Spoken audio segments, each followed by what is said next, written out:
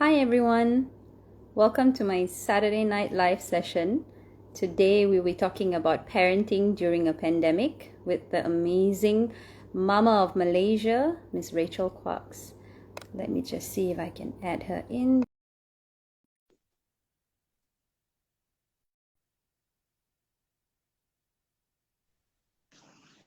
Hi Rachel! Hi. Sorry, I'm just trying to. How are you? I'm Hi, good. It's so everybody. good to see you. I've missed that smile, the almost same as my Colgate smile. You know the number one question I always get every time I do a Q&A, I think I've told you this, every time I do a Q&A, the number one question I always get, like, it's not like, oh, how do you parent in a pandemic? It's not like, I don't know. It's always like, how do you get your teeth so white? And I would say like, Colgate, I don't know. I do I was have to born say with though, it. no, I wasn't born with it. I do have to say like years ago, like 11 years ago, when my husband and I got married, I did a whitening thing, but my teeth have always been like relatively white. So I think after that it kind of like bing, and then it just kind of stayed. So like, but You're one there's of the really no. lucky ones, you know. Some of us do whitening and we look like I think it was Chandler or who was it on Friends that looked like it was just sparkling. So yeah, so I'm just gonna stick with my whites and leave it as that. Thank you so much for joining us tonight. I know I'm taking you out of your really busy schedule, but really humbled by this. Thank you so much, Rachel. So if everybody, like I mentioned in my post, if you're a Malaysian mama and you don't know who RACHEAL KWACZ is, I mean, what cave have you been living in? She's like my parenting guru in Malaysia, and because of her I have started, so I've got 4 kids, and because of her I've started parenting by love leading the way. Lead with love, right? So this Yes. is sort of like a motto that I've learned with her. She's got all these master classes that I've actually been for, eating classes for picky children. She's got a lot of parenting classes and workshops that you can go for. And before the pandemic, I used to go for it physically and I learned so much. But she's turned virtual. So go check out her IG if you've not done so. And you can sign up for all her classes and workshops there as well. Rachel, I know I've done a little bit of introduction for you, but would you like to introduce yourself? Thank you. Thank you so much for the like lovely, beautiful introduction or just like I was so honored to be asked. In case you guys don't know, so Dr. Rakhee, I feel like well official now I go call you Dr. Rakhee. Dr. Rakhee and I think we connected through Toddler Wars. I think she came to a workshop Yes. and it was like such a lovely, what I have always loved about her is she's really humble and she just sort of she appears as she is. She gives it to you like it is. But also so much about what I love about her is like I can't tell you the amount of times I've been like, okay, Rakhee, like I've done something stupid. I need some medical advice. And so let's just say that the respect and the honor and the, sort of all for each other is mutual. And I'm so proud of this like amazing page that she's built. Like how much information have we both learned, both as in me and the audience, learned about vaccines and COVID. And thank you so much for the work that you do. I know that it's tireless. I know that it's relentless. I know that it is it takes a commitment. So on behalf of everybody, we want to thank you and we love you. Um, Thank yeah. you. Okay, so a little bit about me. I'm a child and family development specialist, but really, this is 3 things you need to know about me. One, I love respectful parenting, which means I specialize in it. Respectful parenting just in the places that you love, lead, and parent. We're going to talk a lot more about that later.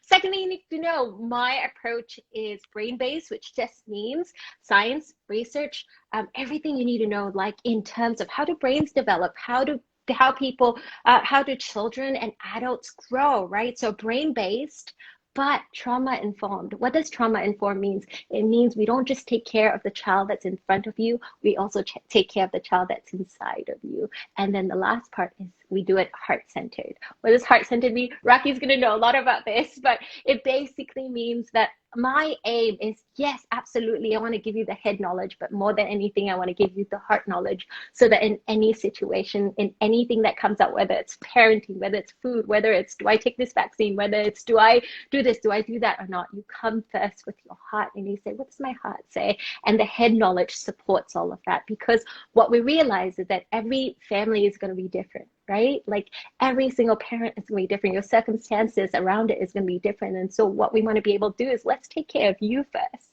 What do you need? And then we have all these other head knowledge, all these other research, all these other white papers, all these other facts, and you know, I'm sure all these other WhatsApp messages to support your information too, right?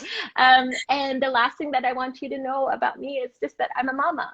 And so the tips, hopefully, that I give you are realistic, that are helpful, that are, you know, sort of, I like to say accessible, applicable, and I think more so than anything, it's approachable, right? So they're not tips that are like, oh, like you just sit there and you're like, okay, like this sounds great in theory, but like I'm a mom. Like, okay, let's be really honest. I'm gonna tell everybody what happened, right? So Rakhee and I got together and we're like, I'm still in my pajamas, and she's like, I know, I'm in my movement. I'm like, okay, but I gotta like get out. I gotta convince myself to get out of bed. And like, so just so you know, all this happened in like 15 minutes. This is not how I look every day on a Saturday night. So like all my neighbors will tell you I'm in my moo half the time without a bra. In my moo just hanging out. So yeah, so realistic that I'm a mama, and my aim is really to build communities that are, you know, connected and resilient, and I think more so than anything, that feel safe and seen and loved. Yeah, so I guess that would be my introduction to me. 3 things: respectful parenting, brain-based, trauma-informed, heart-centered, and that I'm a mama trying to build a better world just like you. I like how you say it's 3 things and then it just goes on, you know. It's Rachel, you know, like Rachel has to like, and then the joke is like Rachel will say this 3 things, and then I say and read more in comments. Like what do I always say? Like more in comments. More in comments, exactly. More in comments. And just for Rachel, I'm in my best moo for the day, so I'm not changing because this is a Rachel oriented topic. So best moo for the day for you. Yes. All right. So, Rachel, can you tell us what are the parenting difficulties that we have actually faced during the pandemic? Because I know a lot of mamas have approached me and they've gone through so much. And what do you know of parenting difficulties that maybe people have come to you and said, this is what I'm going through, and you know, and you find that this never existed pre-pandemic, you know? So maybe you'd like to tell us something about that. Absolutely. I mean, I just want to be able to like pause for a second and just like acknowledge all the hard work that like everyone has been doing, like healthcare workers, frontliners, Grab drivers, whether you're a mom at home with like 1 kid or 10 kids or 4 kids, or you and like sometimes on some days I feel like I have like 20 kids because, you know, we take care of the neighborhood kids too, right? I just want to pause, or whether you've been a dad that's been really stressed out, a small business owner, if you're whether your industry, I mean, every single industry has taken a big hit this year, and I just want to pause and say thank you, and that I see you, and I am, my heart, like you're not alone. I think that's what I want to be able to say first, and that this year has been hard, and this year, I mean, shit, it's been last year. Am I allowed cussing this? Last year was hard. This year is hard, and I just want to pause and give respect to that like, holy shit, it's been a year, guys. And I think the second thing I want to be able to say too is, I think the big part about the problems with the pandemic in parenting is just that the loneliness and the isolation. And I think for me, it's the mental exhaustion. You know, you're not just worried about my job. You're not just worried about like the kids. You're also worried about like, you know, you think about the kids, and the kids still has like so many categories, and the kids, there's the food, the schooling, the friends, their heart, their like discipline, their, you know, you think about all these things, and then you think about, oh, and then there's B, and there's all these separate categories, and then there's marriage, and there's all these separate categories. And I think if we really think about like what has been the major like problem of the pandemic. It's just, it's so much. And it's, right now it feels like it's never ending. I mean, if you ask collectively what everybody is feeling, it's the buzzword of the year, languishing. We feel like we're languishing because we feel like we thought we saw the end, right? We thought we saw the light at the end, right? And then boom, we're back in MCO, boom, we're back in lockdown, boom, jobs are lost again, boom, you know, all the plans that we thought we would rise is out again. And so I want to be able to say, I think it's the loss of control, right? It's the motivation to continue going on. It's like, you know, end of 2020, we got like sort of this surge, and then we're like, oh, right? And I think the biggest problem that I've seen happening with the problems during the pandemic is that we are running on empty.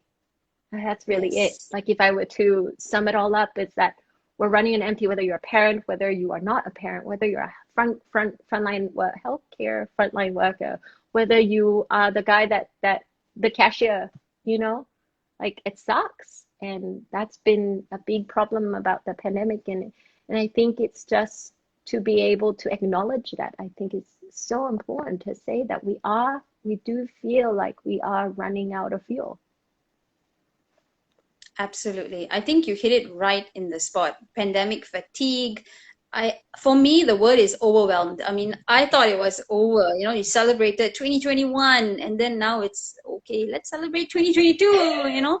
Right? Yeah. I mean, there's so much going on. And as a parent, there's even more that you want to think about. I mean, you know, just the child's perspective. And I think you really set the point out there that we are all running on empty. Not only empty wallets, it's like, you know, empty heart, empty brain. There's only so much that I can think what to do for the family. There's only so much that I can do to improve my revenue. There's only so much that I can do in a day. 24 hours is not enough anymore. How can I sit at home at the same time feed my children? How can I sit at home and think of all these things as well? How do I show up? I agree with you. Yeah. How do I show up for them when I myself? Yeah, I mean, Absolutely. it's small. It's like, everybody talks about, oh, take care of yourself. Oh, you know, make sure that you're like, don't pour from empty cup, guys. Like, put on your oxygen mask, and you're like, I have no freaking oxygen mask. I got so dumb. Like, I'm gonna take this oxygen mask and throw it in your face, and you're like, self-care, guys, self-care. And I just want to be able to pause and say, yeah, I agree 100%. It sucks, and that we are running on empty, and I think that needs to be spoken. I think it's so important. That's a big chunk of respectful parenting, is that we call it like it is. We say, this hurts, this doesn't feel good, because only when we are able to speak the truth, only when we're able to sort of start releasing some of that yuck, only when we feel like we can show up wholeheartedly as ourselves, whether we're broken, whether we're empty, whether we are hurting, then the magic happens. Then we feel seen, then we feel safe, then we feel heard, then we feel included, then we feel part of something, right? And I think, I don't know about you, but just this phone call alone and getting to see you, I feel a bit more like, oh, this is what I needed friend time. I needed connection time, right? And I think for so many of us, and connection time, because, you know, Rakhee knows all my deep dark secrets. So, you know, so I don't feel like I need to be anybody. I feel like, I'm like, oh, okay, Rakhee is like, this is a public platform, Rachel. Like, you have to, like, you know, be thoughtful about what you say, right? And I think that's an important thing to also recognize, is that as long as we keep throwing like, you just gotta be strong, guys, just hold on, like, oh, like, I love this meme that's going around right now. Have you seen it? It's the one that where like the mom is like, it says like the mom is complaining about something, and then the somebody else says like, oh, they're trying to tell you what you should be thankful for, and then the line says, that's not the vibe. Like, that's not the vibe we're going for. We're not going for like the kumbaya, everything is great. Like, you just gotta hang on a bit more. Make sure you get a massage. Yeah, that's not it. That's not the vibe we're going for. We're going for the like real life. This is how it is. What can we do about it? Exactly. So we have so many mothers and even fathers as well, single moms, married parents, divorcees, a whole bunch of parents out there who are working from home now. We know at least 70 to 80% of the working population is at home. How do we practice respectful parenting during these work from home days? You know, because we don't know. There's actually a meme out there about Back to the Future, and you know, he came back and he said, Marty, I went to 2030 and Malaysia is still in a It's lockdown. lockdown, yeah. How long we're going to be in a lockdown. So how do we practice respectful parenting when sometimes you're busy at work and you know you want to lead with love, but at the same time your kid's bugging you for something as simple as, mommy, look at this ruler, you know, and you're like, okay, hang on, I'm in a meeting, you know, or hang on, I've got an important presentation. How do you practice respectful parenting then? Yeah, I think that's such an important question, and certainly that's come up. That came out, oh, 2020, I thought I was done with it. Now it's 2021 and we're still here, guys. And I think the first thing to be able to, it's exactly what we've been talking about. Let's get real about it. And the Yes. reality is that there are going to be times where it's going to suck. There are times where like your kid's going to need you or work's going to need you. And one of the most important things that I've tried to keep focused on as a mom, like we worked from home, right? We work from home. I have my studio at home. I teach from home. Everything's from home. I also have a child who is also home all day Home. long, who also needs me, right? And there Yes. are times that I'm going to disappoint her because work needs me. And there are times that I'm going to disappoint work because she needs me. And one of the biggest things that I've tried to remember is that there are glass balls and there are plastic balls. I don't know if you guys have heard this, but there are glass balls and there are plastic balls. And I think the big thing to remember is that we're going to drop some balls. I think the problem on why we feel exhausted or we feel like the hamster that's just like never, and we feel like we're failing and we feel guilty and we feel like just, you know, the shame at the end of the day is just like, oh man, it's because we're trying to catch all the balls and we think that is realistic and we think that is possible and it's not. The reality is we're going to drop some balls. Here's the key is that as we drop the balls, we have to figure out which balls are plastic and will bounce back, and which balls are glass and we have to catch it. Right. And that it will change at different places. There's like, you know, I think the problem is that as a mom, you're told you got to be there for the kids. You have to, you know, you got to give up, sacrifice everything for the kids. But here's the deal is that I'm also a specialist. And if I drop these glass balls at work of mothers that are falling apart, like that is a glass ball. That is a ball that requires me to be there. Right, that is a ball that I cannot drop. I think as a pediatrician, you know, right? Yours is life or death. Mine is just hard life or death, you know. But yours is like literal life or death, and it's I don't have the. And that's the thing is that you know it doesn't matter if you're a specialist, whether you run a factory, whether you run whatever you do, there are going to be glass balls at your job, right? Yes. Similarly, there's also going to be plastic balls at your job. And so the key isn't to try and catch all the balls. The key is to just be able to be real and say, I'm going to drop some balls. Which ones are plastic? Which ones are glass? And that when the glass balls drop, and the glass, you will drop one or two glass balls drop, right? They will drop. And when they drop, it's to be able to do the repair work, to be able to be honest and say, I really let you down. I really dropped the ball on this. This meant so much to you. I'm so sorry, right? I think the big part about surviving work from home is one, to get real, two, to have conversations. I think we're not having enough conversations, right? We're not talking enough with whether it's with our partner, whether it's with our child, whether it's with our colleagues, whether it's with other moms, other people in the village. To be able to say, you feel this way too? Because I feel this way too. Or to be able to even listen to each other's stories. And I think we've lost, in the pandemic, we've become so isolated that we've forgotten to share. You know, one of the things that's so big is to also to ask for help. You know, part of why I've survived this pandemic, and continue to, is because I have some of the most incredible neighbors, and it required me asking and saying, hey, how do you feel about cooking every Monday and Friday? And I will take care of Tuesday and Thursday. And they said, oh my goodness, that's perfect, because on Wednesdays I have this. And we've just sort of like jerry-rigged our own village, and we managed to do it. Like some parts was where it was like non-contact drop-off. We've also like done like fruit buys, and we've done, you know, it's literally, we have a chat group that says, I need eggs, you know, and like 3 other moms say, okay, I got extra eggs, come to my house, I'll drop it outside, you just come pick it up outside my house. You know, it's this idea that like so many times they're like, Shaila, like what if they say, what's the worst that can say, what's the worst that can happen? They say, no, what's the best that can happen? I feel seen, I feel supported, I feel safe, I feel like I can catch my child's glass balls because I don't have to go slave over dinner. I can go be there for her right now because I know I'm going to leave her to go teach my class after this. You know, it's this idea, we need to have those conversations. We need to be in community with people. And I think the really big one is also, we need to be kind, you know, kind to ourselves and forgive ourselves. You know, when we do drop those balls, we need to be gentle with ourselves. You know, I think when I say be kind to yourself is, as moms, we always put ourselves last. Yes. If that's just how society has told us women are supposed to be, we are supposed to put ourselves last. If there, I mean, there's this quote where it's, I mean, I say it, but I do it too. If there's pie on the table and there's 8 slices and there are 9 people, mom says, I'm not hungry. It's totally true, right?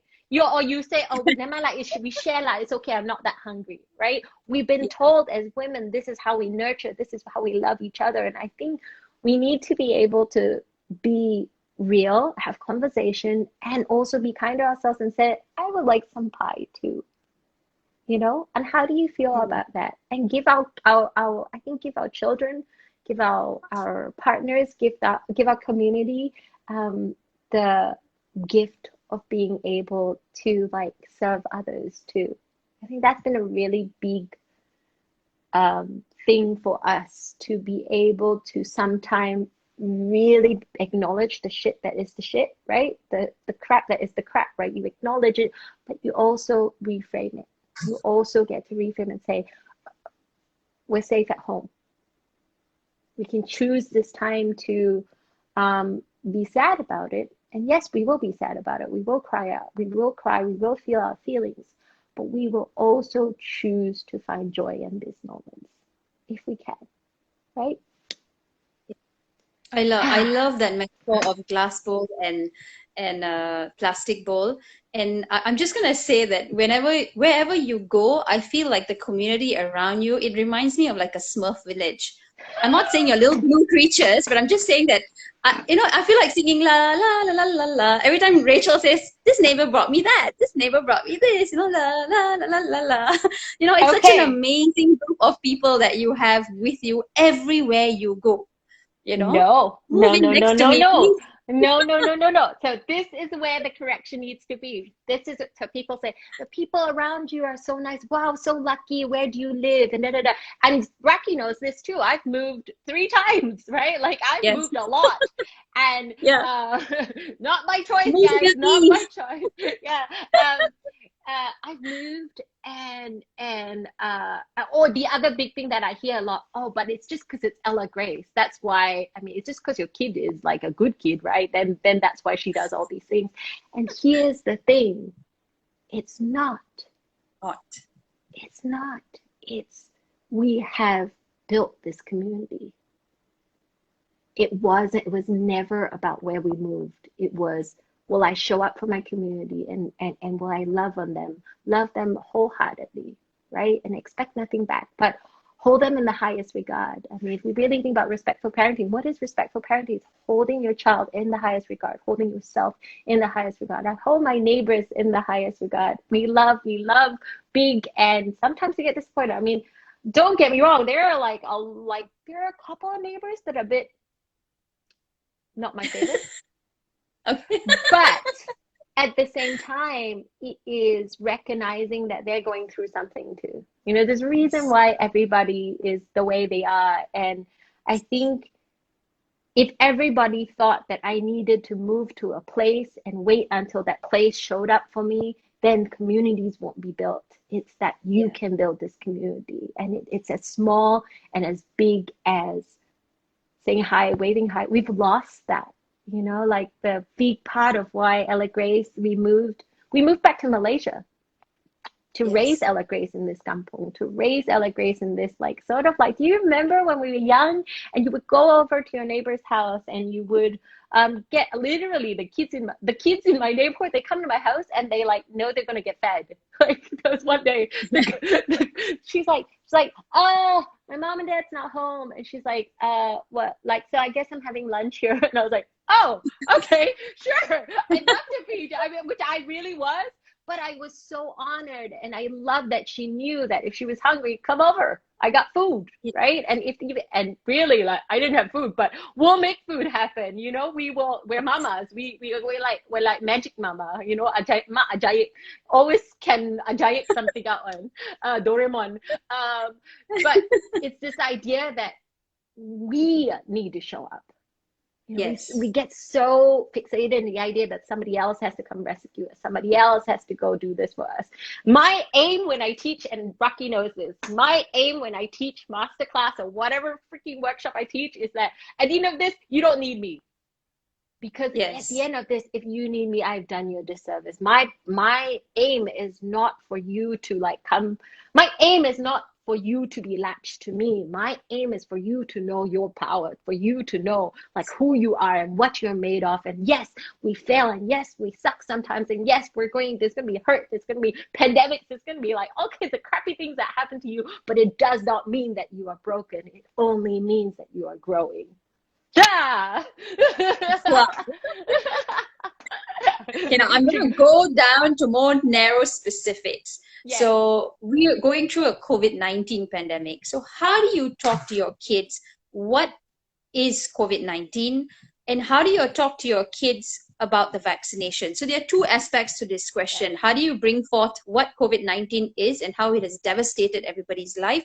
And number two, for parents who have children who are at the vaccination age, you know, like 12 and above at the moment. Like my daughter is 9 years old and she said, Mama, I can't go out of the house because I can't get vaccinated. None of my brothers and sisters can get vaccinated. And I'm so upset about this, you know. So I had to calm her down and, you know, lead with love and, you know, talk to her about ongoing trials that will soon allow her to get vaccinated. But that's just me, you know. But I had to calm her down and tell her that this is all in time and, you know, everybody will get their chance soon. And, you know, so how do you bring forth this topic without hurting them, without telling them too much of gory details? It's going to kill you, you're going to die. Like okay, so this is a true story. 2 days ago, we were all sitting in the living room and a bat flew into my house. I don't live near a cave, but a bat flew into my house and immediately my second daughter started crying. She burst into tears and I'm like, calm down. And at the same time, the father and my maid are taking the brooms, you know, trying to shoo the bat out of the house. And my daughter is crying and crying. And I said, why are you crying so much? She's like, because the bat caused COVID-19 and I've been staying in home trying to avoid COVID-19 and now the bat has come to our house to kill us. And I'm like, oh gosh, oh no. I said, no, you're not going to die because the bat came into the house. I'm like, that's a whole different story altogether. She was terrified. COVID-19 is here to kill me. I'm going to die. And she was truly terrified, tears in her eyes. You know, so, you know, how do you deal with children at these moments when, you know, a bat flying, I mean, I don't know, maybe it's just my house. I've never had anybody else. Anybody who's had a bat fly into their house, please put up your hands. Yeah. You know? Anybody's, I'm going to DM you later. But you know, no, but it's actually very real. common. The bat in the house, Yeah. And my old house, so we had a pool in the old house, and they'd come and drink the water. And we thought it was birds. We thought, but like, you know, also like this is a separate conversation, but urbanization, you know, we're taking over the area, so they have to come out and that's no, but it's just the coincidence of, you know, COVID-19 caused by a so-called bat. I mean, I don't know the whole story behind it, and I'm not going to go into that. That's like a story for a whole different day. But, you know, someone said a bat, then next thing you know, there's COVID-19, next thing you know, people are dying. So my daughter sort of just linked these three dots and said, now the bat's here to kill us. You know, so I said, no, bats bit a man and became Batman too. You know, that doesn't mean we're going to be Batman. You know, so how do you tell parents, how do you coach, like what would you tell parents, how do you talk to kids about COVID-19 or the vaccination? Do you want to tell us a little bit about that? Yeah, I think the first thing to acknowledge is just how beautifully you trusted her, you respected her, and you believed that her fear was real. I think that's been That's, I think, one of the most scariest things for the children is that they know something big is happening. Clearly, Yes. their entire lives have changed. Clearly, but the problem is that we tell them half truths. We tell them you're going to be okay, yet we are terrified, and kids know when you're terrified. Don't touch that. Like, no, no, Yeah. no, like, stop, right? Or you come in from the grocery store and you're like, I gotta desanitize. Don't touch me. Don't come near me. Like, you know what I mean? Like, and yet we say, no, but it's fine. You're safe, right? Like, nothing bad's gonna happen. It's just a small little virus. You gotta put your mask on, right? And I think that there's been a big sort of, we're all wearing masks with our kids, and our kids are not stupid. Our Yeah. kids, when you think about how the way their brains are developed, and you think about little babies, right? Little babies, they're trained. There are these, I'm sure you know about this, there are these neurons in their head, and all they're trained to do is to look out for danger, right? And so they're going to pick up danger a lot faster. Me seeing my mom, my caretaker, get scared, I'm going to be able to pick that up. I may not have the words to be able to like articulate that, but I know that, and my body knows that. And so as long as you keep telling me everything's fine, but you don't really talk to me about what the fear is, you don't really talk to me about like what's actually going on, then I feel more alone. I feel more isolated. I feel even more scared, right? I make up stories about bats and how they will come because there's no one to sit with me and acknowledge that my fear is real, right? So there's this tool that I developed, and it's just called the police tool. And what it is prep, listen, empathize, acknowledge, sit, empower. What it does is it goes through your brain stages and it figures out what is the best way to de-escalate a child, whether it's a tantrum, whether it's any situation at all, and be able to speak to them in a way that helps them feel seen, safe, heard, and loved, right? So that they can learn, right? And so very easily, prep is to be able to sit down with your child and say, something big is happening. So if we're talking COVID, if we're talking like the pandemic, something big is really happening. Everything has really changed. You've had to not be able to go to school. We've all had to wear masks. We've had new SOPs. We've had new things that we have to do, right? So whatever prep might look like in that sense with your child, right? We're just being really sort of like, prep is also being able to look at what they might have seen it as, right? And so prep in that sense is also, what do you think she saw with a bat? What was it like? I saw that you were really, really scared and something was happening for you, and I really want to understand. Like, what were you feeling, and where might that come from, right? So the next step is just to listen and to hear the stories and to understand why. So many times we come in and we're going to fix it. We come in and we want to tell them, but the bat's not going to hurt you. But no, that's not how you get COVID. But da da da da da da da da da.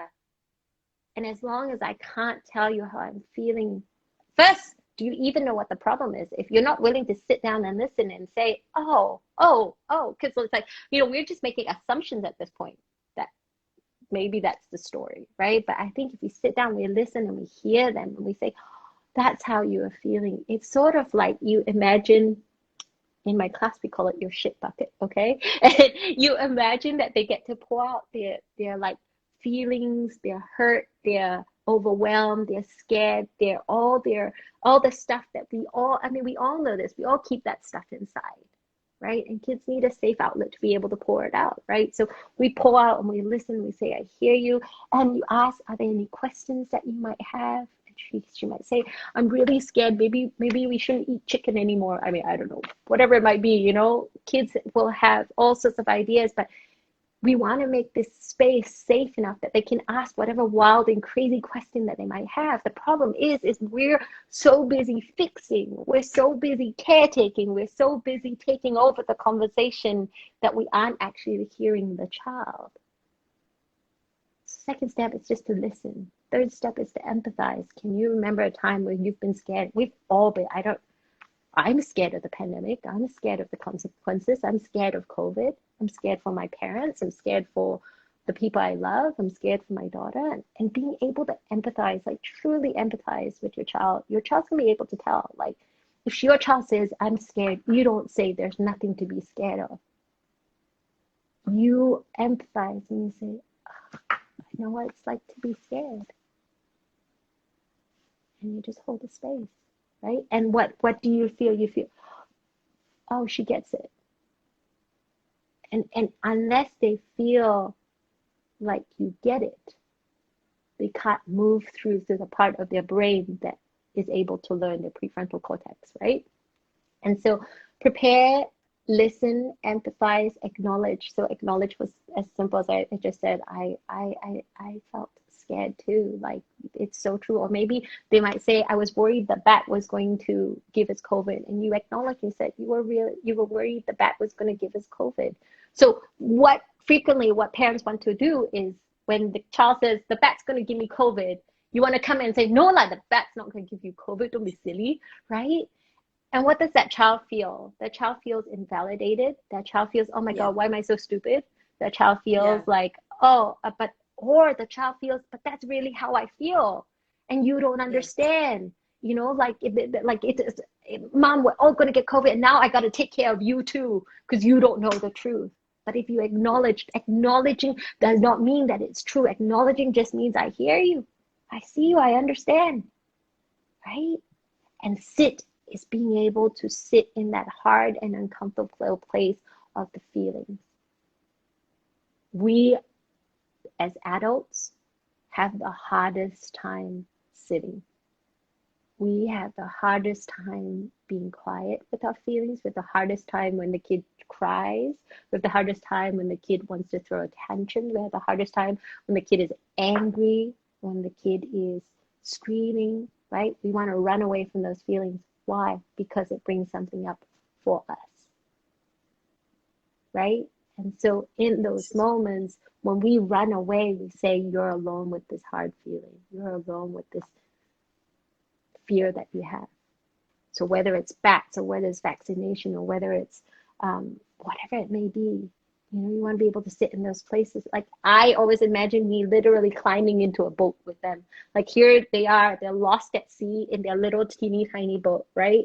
And and I imagine sitting as me, Mama coming, and I'm just going to sit in the boat with you. And it doesn't mean that we're still not lost at sea.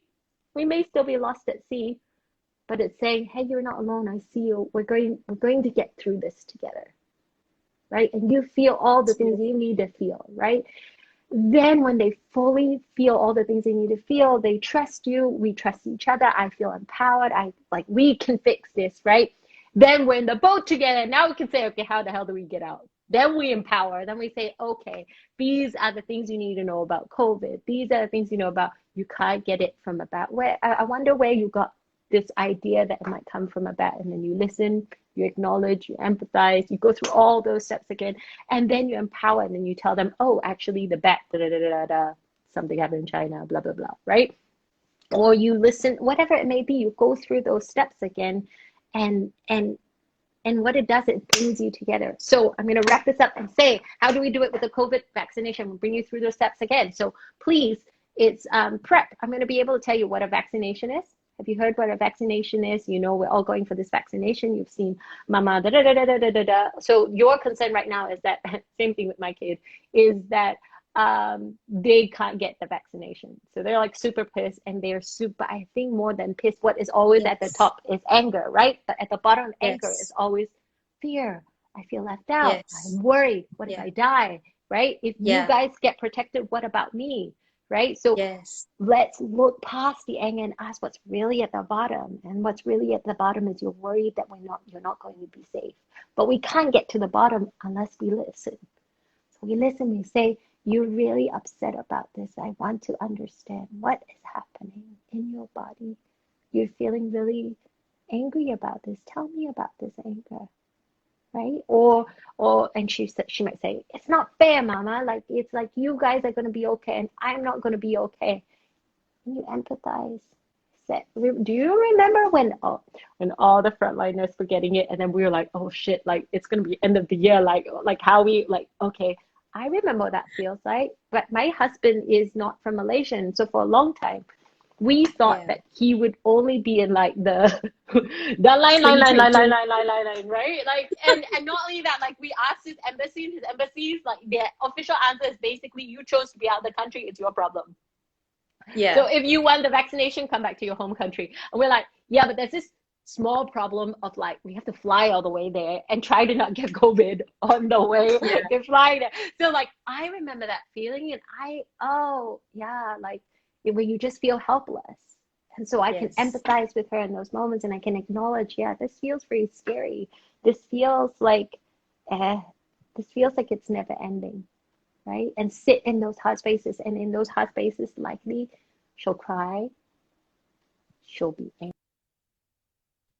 I wish I could just take the stupid I want to, like, they'll say all sorts of things to try and get there, and you just sit there in your whole space, and then finally we get to eat, which is empower. And in the empower, you say, what are some things we're doing that's keeping us safe? You're really worried that we're not going to be safe. What are some things you're doing that's keeping you safe? She'll say, I wear a mask. Yeah, and I see you. You do such a beautiful job with wearing the mask. Thank you so much. That must not be easy. I know how I feel when I wear a mask. It's so icky, and you've done such and I see you washing your hands, and I see you, so we want to build them up and remind them, like, these are the things that are keeping you safe, and these are the things that we are able to, control. There are things that can be out of our control, and there's things that can be within our control. But unless we allow your child to feel what they need to feel, they're not going to get to the place where, oh, right, yes, I am doing this. Oh, right, I am. You remember the last time you were mad at your husband? You remember the last time you were mad at your friend or something like that, right? Or you were mad at somebody? You weren't able to get to the thinking part about, like, rationalize. Oh yeah, like, okay lah, if he was in bad mood, okay lah, I said something I really shouldn't have said. You weren't able to do all that until you got it all out. You're like, I was so mad, and I felt heard. What'd you do? You called your best friend, and you said, I just need you to listen, right? This is a conscious rant, and I need you to listen, and I need you to, and what?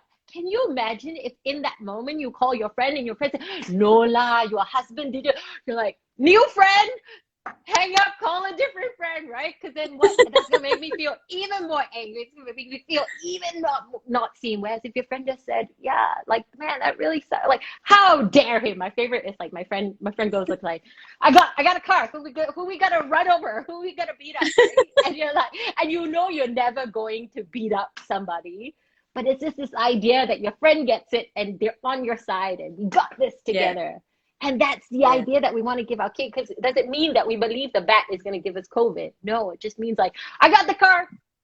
I'm with you. Like, what should we do? Right? Yeah. And it's this idea we get into the boat with them. So we get into our boat with the children when we're talking, whether it's vaccinations, whether it's COVID, whether it's a loved one dying, whether it's my friends are dying. Whether it is, I mean, the cases are so close to home now. I'm sure at some point our kids are going to have to deal with somebody they know getting COVID. Yes. And in those moments, it's prep. What do we know about COVID? Listen to their concerns, listen to their fears, listen to any questions that they might have. Right? And I think as we listen and as we empathize, as we acknowledge, we also want to be very honest. So don't lie. Don't say your friend is going to be okay if you don't know that your friend's going to be okay. Right? Don't say that the vaccination will have no side effects if you don't know that they won't have any side effects. Don't say that you're going to be able to get the vaccination if you don't know. You just be as honest as you can be. I think our kids deserve the truth too.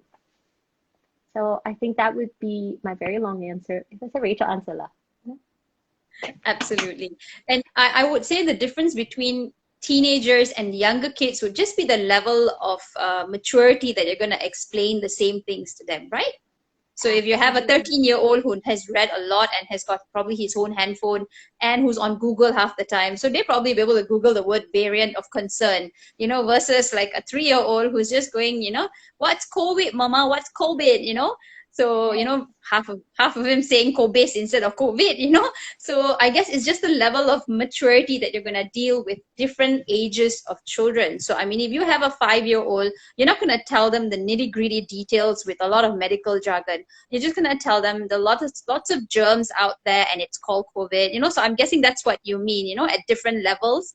You explain something to them with those, or do you have any tips for parents on different ages? Yes. So the big thing is to let your child lead. It's not an age thing. It's not 3-year-olds should be told this, 4-year-olds should be told this, because there's matured 4-year-olds. There is 4-year-olds differently able 4-year-olds. There are 4-year-olds, there's going to be 4-year-olds of different ages. And there's going to be 4-year-olds of different interests. So we start respectful parenting, let the child lead. If I am remember earlier we talked about head knowledge and heart knowledge.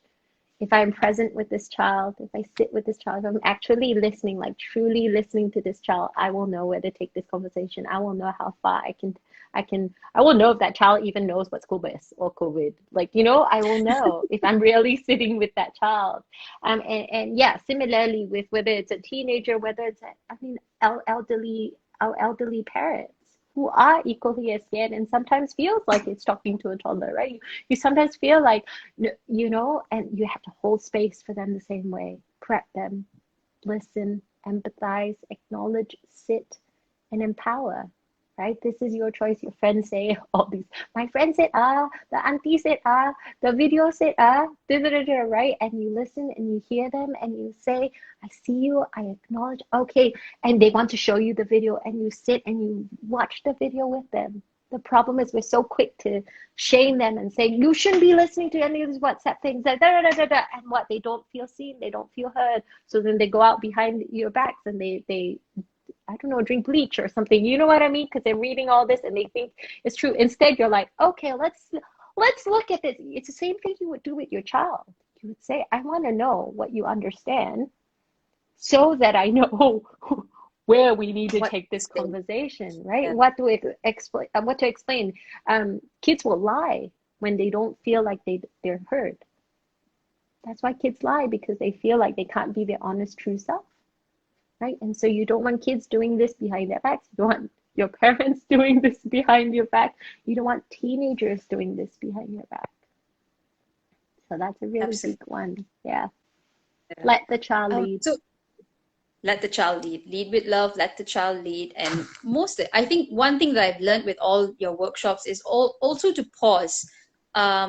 Before you react to anything, take a pause, take a moment, and then you start to think a bit more clearly. I've done this a lot in my life after attending your workshops, and it has helped me tremendously in a lot of ways with my parents, with my kids, with my husband, in terms of relationship and parenting as well.